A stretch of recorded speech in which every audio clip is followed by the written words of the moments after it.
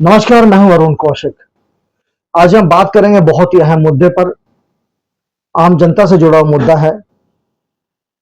हर शख्स चाहता है कि उसका अपना एक आशियाना हो, एक छोटा सा घर हो, लेकिन कभी कभी लोन ना भरने के चक्कर में उन्हें अपना वो आशियाना, अपने वो सपनों का महल कभी कभी छोड़ना पड़ता है। क्यों छोड़ना पड़ता है? क्या सरकार या बैंक जो है वो कैसे इस पे कब्जा करती है और कैसे एक आम आदमी अपने घर को बचा सकता है? इस पूरे मामले पे बात करने के लिए हमारे पास एक्सपर्ट हैं। मुंबई हाई कोर्ट के बहुत ही जाने माने वकील हैं, एडवोकेट बी के दुबे।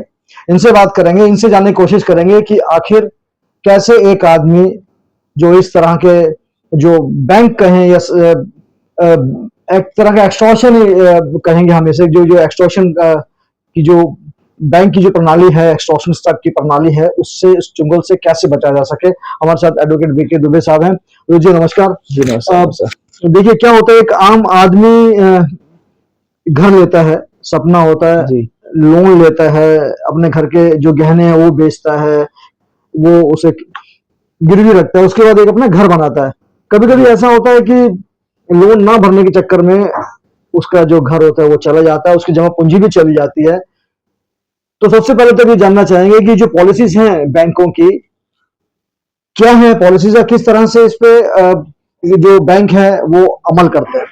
जी, सबसे पहले तो मैं आपको बताना चाहूंगा कि जो अगर आप सरफेसी में मान लीजिए आपने कोई लोन लिया है बैंक से, किसी भी बैंक से ऋण लिया है, तो उस ऋण को चुकाने के लिए आपको रेगुलर ईएमआई देनी पड़ती है।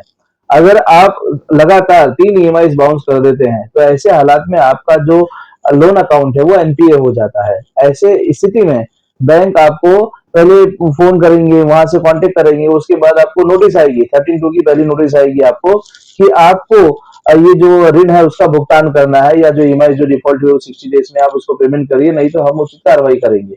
अब जब आप वो भी कंप्लाई नहीं करते हैं, तो उसके बाद उनके पास ऑप्शन है 13(4) में, वो जो है सीएमएम या डिस्ट्रिक्ट कलेक्टर के पास जाकर आपका जो पर्टिकुलर एसेट है, चाहे वो घर हो, मकान हो, फैक्ट्री हो, उसको वो लोग कब्जा कर लेते हैं पुलिस की मदद से, सीएमएम कोर्ट के ऑर्डर से, या तो फिर अगर जिला है तो डिस्ट्रिक्ट कोर्ट या कलेक्टर के यहाँ से। उसके बाद उस प्रॉपर्टी को ऑक्शन करके बैंक अपना पैसा वसूल करती है। अच्छा देखिए, इसके अंदर ये तो हो गया कि किस तरह प्रोसीजर क्या होता है, लेकिन जब आदमी लोन लेता है, लोन नहीं भर पाता है, तो हुई है आपके साथ में, गैर कानूनी तरीके से गलत अवैध पैसा वसूला गया है, तो आप वहां जाकर स्टे वगैरह ले सकते हैं, और वहां पे बकायदा कानूनी प्रक्रिया होती है। और उसके बाद और बाकी लोगों के लिए, बड़ी कंपनीज वगैरह के लिए तो एनसीएलटी भी खुली हुई है, वो भी फोरम है। आप माननीय उच्च न्यायालय भी जा सकते हैं, किंतु डायरेक्ट उच्च न्यायालय में जाना उचित नहीं होता है। आपके पास समय है, 3 महीने से ज्यादा अगर हुआ है, 4-5 महीने हुए, तो आप डीआरटी जाके, या आपका प्रॉपर्टी अगर अभी तक सील नहीं हुई है, बैंकों ने कब्जा स्थापित नहीं किया है, या करने वाले, या थर्ड पार्टी राइट क्रिएट करने से बाकी है, ऑक्शन करना बाकी है, तो भी आप डीआरटी जाके उस पर स्टे ले सकते हैं। स्टे लेने के लिए आपको जो उचित पैसा है, जो एक होता है, उसको आपको जमा करना पड़ता है डीआरटी में, कोर्ट के कथनानुसार। बिना पैसा डिपॉजिट किए आज के दौर में तो मुझे नहीं लगता कि कोई भी डीआरटी ट्राइब्यूनल ने कहीं पर भी जजमेंट दिया है। हाँ, ये है कि आपको थोड़ी रियायत मिल जाती है, कुछ समय 2, 4, 6, 8 महीने का मिल जाता है भरने के लिए। अच्छा एक मेरे को एकदम सरल भाषा में समझाइए कि सपोज कीजिए मैंने 1 करोड़ का लोन लिया है, वो लोन अगर मैं नहीं भर पाया, 3 किस्तें नहीं भर पाया हूँ, हालांकि सपोज कीजिए मैंने 50 लाख भर चुका हूँ, 50 लाख मुझे और भरना है और 3 किस्तें नहीं भर पाया, तो ऐसे में क्या होगा? तो मेरे को कितने, जिस तरह आपने बताया कि आप जो ट्रिब्यूनल है वहां जा सकते हैं, या एक वो एक निर्धारित करते हैं कि इतनी अमाउंट आपको भरनी पड़ेगी, तो उसका जो प्रोसीजर है, कितना परसेंटेज भर के हम अपना घर बचा सकते हैं, वो क्या है? जी, आजकल यूजुअली आपको बता दूं कि नॉर्मली 30 to 40% पहले आपको स्टे लेने के लिए कोर्ट में डिपॉजिट करना ही पड़ता है। अगर मामला अधिक बढ़ चुका है, ज्यादा ब्याज हो चुका है, कई महीने बाकी है, तो और भी अधिक हो सकता है। बाकी की रकम आपको 6 महीने या 12 महीने की अवधि में जैसी भी आपको ट्राइब्यूनल इजाजत दे, उसमें आपको भरना पड़ता है। बट बिना पैसे भरे आपको कोई रियायत नहीं है। और सबसे दुखद बात तो इसके अंदर ये है कि हमारी जो माननीय न्यायालय और ट्राइब्यूनल्स हैं, वो इस चीज का ध्यान नहीं देती हैं कि बैंकें किस तरीके से गैर कानूनी तरीके से अधिकतम ब्याज लगाती हैं। मतलब वो late fees charges, maintenance charges, defaulter charges इतना अधिक कर देती हैं कि आपका जो एक्चुअल अमाउंट होता है उससे कहीं ज्यादा गुना वो चीज हो जाती है। तो ऐसे हालात में कोई भी व्यक्ति वो पैसा भरने की स्थिति में नहीं रहता और अधिकतर लोगों का जो मामला है वो डिफॉल्टेड ही रहता है और प्रॉपर्टी ऑक्शन हो जाती है जनता की। अच्छा, एक छोटी सी मुद्दा एक चीज और है, वो मुझे मेरे जहन में अभी आया कि सपोज कीजिए कि हमने अपना घर जो था लोन पे लिया था, नहीं भर पाए। अब बैंक जो लोन हम भर चुके हैं, जैसे मैंने बताया 1 करोड़ में से 50 लाख अगर हम भर चुके हैं, बाकी किस नहीं भर पा रहे हैं, तो हमारा जो 50 लाख है वो भी बैंक जमा हो जाएगा, हमारा घर भी चला जाएगा। जी जी। तो ऐसे में आपको नहीं लगता है कि ये पूरी तरह से एक तरह का एक्सटॉर्शन रैकेट है बड़ा एक? देखिए, मैं तो आपको कहूंगा एक्सटॉर्शन नहीं, ये तो एक जो एक्सटॉर्शनिस्ट होता है उससे भी बड़ा रैकेट है ये। क्योंकि आप देखिए हमारे यहाँ होता क्या है कि स्टार्टिंग में जो भी लोन वगैरह लेते हैं लोग, उसका जो ब्याज देते हैं 5-6 सालों तक तो आपका प्रिंसिपल अमाउंट कटता ही नहीं है। आप जैसे बोल रहे हैं आपने अगर 1 करोड़ का लोन लिया हुआ, आपने 6-7 साल ईएमआई भरी और उसके बाद आप नहीं भर पा रहे हैं किसी कारण, जैसे कोविड अभी एक टाइम आया था, कोविड के बाद बहुत सारे लोग कई अमाउंट मतलब कई अकाउंट्स डिफॉल्ट हो गए। उसकी वजह ये थी कि धंधा व्यापार व्यक्तियों का चलता नहीं है और उसके चलते लोग 2-3 महीने की अवधि बहुत कम होती है, 3 महीने में अगर कंटिन्यू ईएमआई नहीं भरी तो उसकी जो है लोन वो डिफॉल्ट हो गई, उसकी वो एनपीए हो गया। और एनपीए होने के बाद में सीधा प्रोसीजर है कि 13(2) 13(4) देके उसकी प्रॉपर्टी का ऑक्शन कर देते हैं। अगर आपने 5-6 साल तक कंटिन्यूअस 1 करोड़ का लोन भरा और लोन का जो ईएमआई आपने भरा, लाख सवा लाख रुपए जो भी महीने के आते हो, और उसके बाद 6वें साल में अगर आप ईएमआई नहीं भर पाए थे, तो आपका प्रिंसिपल अमाउंट बहुत ही कम कटा हुआ होता है, 5-10 लाख रुपए ज्यादा नहीं कटा हुआ होता है आपका प्रिंसिपल। तो ऐसे हालात में आपको वो जो बकाया 90-92 लाख जो भी होंगे प्लस जो इंटरेस्ट लेट भी चाहे सब मिला के ये बैंकें आपको 1 करोड़ का वैसे ही बिल बना देती है।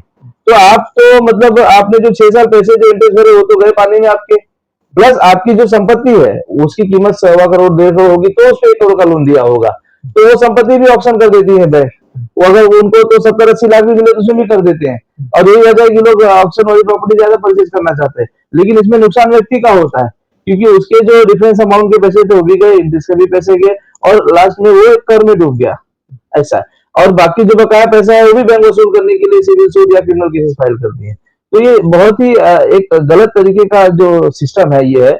इसमें ये होना चाहिए कि जो एनपीए की अवधि है डिफॉल्ट डिक्लेयर करने की, वो कम से कम 6 या 12 महीने होने चाहिए, तो जो व्यक्ति है उसको समय मिलेगा पैसे की व्यवस्था करने को। पहले वो समय ज्यादा था लेकिन वो कम हो चुका है, अभी 3 महीने हो गए और उस 3 महीने का उसमें कोई भी इतना व्यवस्थित तरीके से उसको जमा नहीं कर पाता पैसे, क्योंकि रकम की बात है। और कोविड के बाद पूरे वर्ल्ड की सिचुएशन बहुत डाउन है धंधे व्यापार बिजनेस की, तो ऐसे में कई सारे अकाउंट्स का एनपीए होना लाजमी है। तो आपको क्या लगता है इसका ना एक क्या कोई विकल्प होना चाहिए, या सरकार को ऐसा क्या करना चाहिए सरकार को कि जनता के एक आदमी ने जो लोन लिया है अपना घर बचा सके, तो इसके लिए क्या विकल्प होने चाहिए? जी, इसके लिए तो सरकार को जो डिफॉल्ट डिक्लेयर करने की अवधि है 3 महीने से उसको बढ़ा के 6 से 12 महीने करनी चाहिए कम से कम। दूसरा, बैंकों के ऊपर थोड़ी सी नकेल लगानी चाहिए कि आप जो लेट फीस पेमेंट और डिफॉल्टेड चार्जेस है, इंटरेस्ट है, वो कम कीजिए। ब्याज दरों में कटौती होनी चाहिए, वो बहुत ही जरूरी है क्योंकि आप देखेंगे जितने भी अकाउंट डिफॉल्टेड हो जाते हैं उसमें ब्याज इतने तरीके का लगा होता है और प्लस आपके पास नेगोशिएशन का कोई ऑप्शन नहीं है, बैंकों की मनमानी चलती है। आप हाईकोर्ट जाए वो मतलब कोई सुनने को तैयार नहीं है नेगोशिएशन की, ये गलत चार्जेस लगे वो गलत चार्जेस लगे, डीआरटी चले जाए इंस्टीट्यूट कहीं सुनवाई नहीं। बैंकों ने मनमानी तरीके से अपना ब्याज लगा दिया, लेट फीस चार्जेस ये चार्जेस, क्योंकि वो पहले से प्रीपेड एग्रीमेंट पे आपके सिग्नेचर करा के रखते हैं, तो उसके तहत वो कुछ भी इंटरेस्ट वगैरह चार्जेस लगा देते हैं और ठगी का व्यापार करते हैं। ठीक है। अच्छा, एक छोटी सी सवाल और था। देखिए अमूमन क्या होता है कि जब भी आदमी को लोन लेने जाता है, या कोई भी चाहे बैंक प्राइवेट हो या पब्लिक बैंक हो, उसके अंदर काफी चीजें ऐसी होती हैं जो बहुत ही छोटी छोटी छोटी लिखी रहती हैं, हालांकि वो आम आदमी कभी पढ़ भी नहीं पाता है। अब एक नॉर्मल आदमी लोन लेने जाएगा, उसमें इतनी ज्यादा चीजें लिखी रहती हैं कि आम आदमी कोई पढ़ता ही नहीं है, वो उस पर साइन ले लेते हैं। तो क्या इस टाइप की रोकथाम के लिए भी कानून में कोई प्रावधान है? जी जी, उसके लिए बहुत ज्यादा जरूरत है, हमको प्रिकॉशनरी एकदम प्रिकॉशन लेकर उस एग्रीमेंट को करना चाहिए। दूसरा, सरकार को एक प्रिस्क्राइब फॉर्मेट, जैसे आप देखेंगे कि लीव एंड लाइसेंस एग्रीमेंट पहले बनते थे कि किसी तरीके की कुछ भी लिखकर कुछ भी होता था, कई प्रॉपर्टी हजम हो जाती थी, हड़प की जाती थी। अब सरकार ने एक प्रिस्क्राइब फॉर्मेट बना दिया, उसी के तहत रजिस्ट्रेशन होता है उस एग्रीमेंट का। तो एक प्रिस्क्राइब फॉर्मेट होना चाहिए गवर्नमेंट का कि कोई भी बैंक के हाउसिंग लोन दे रही है, मॉर्गेज लोन दे रहे हैं, उसका एक फॉर्मेट फिक्स होना चाहिए, उसके टर्म्स कंडीशन एक ही होने चाहिए, ब्याज दरों में भी उनको नकेल लगानी चाहिए, तो भी तब पब्लिक का फायदा हो सकेगा। क्योंकि बैंक के अपनी मनमानी से प्राइवेट फाइनेंस है, प्राइवेट बैंक है, उसमें इतना कुछ लिखा देती है कि कानूनता कोई बचने के रास्ते ही नहीं बचते हैं और मजबूरन उतना इंटरेस्ट पे करना पड़ता है पब्लिक को। तो ये एक तरीके का एक्सटॉर्शन हो जाता है। एक नॉर्मल एक जो अपराधी होता है जो रिवॉल्वर लेके एक्सटॉर्शन करता है किसी से, उससे कहीं ज्यादा बड़ा गंभीर गुनाह है ये बैंकों द्वारा भारतवर्ष में। क्योंकि आप देखेंगे कोविड के बाद बड़ी बड़ी कंपनियां, मल्टीनेशनल कंपनीज, ये सारी कंपनीज बहुत सारी एनपीए हो चुकी है और सारे मामले डीआरटी एनसीएलटी में पेंडिंग पड़े हुए हैं और कई मामले तो सुनवाई भी नहीं होते और उनकी प्रॉपर्टियां नीलाम हो जाती हैं, वो रोड पर आ जाते हैं बेचारे। उनको मैं ये कहना चाहता हूं कि कम से कम उनको उनकी प्रॉपर्टीज की नीलामी और उनका घर व्यापार छीनने की बजाय अगर उनको थोड़ी मोहलत दी जाए तो शायद उसको बचाया जा सकता है, उनके सपनों का घर या फैक्ट्री मकान जो भी उसको बचाया जा सकता है। बस अवधि थोड़ी बढ़ानी चाहिए एनपीए डिक्लेयर करने की।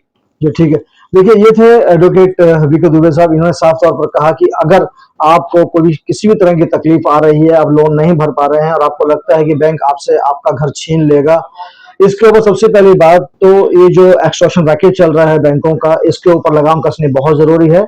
इसके ऊपर केंद्र सरकार को सख्त कानून बनाने पड़ेंगे।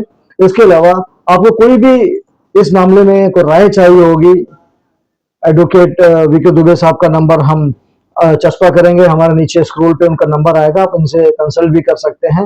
मुंबई के हाई कोर्ट में ये प्रैक्टिस करते हैं।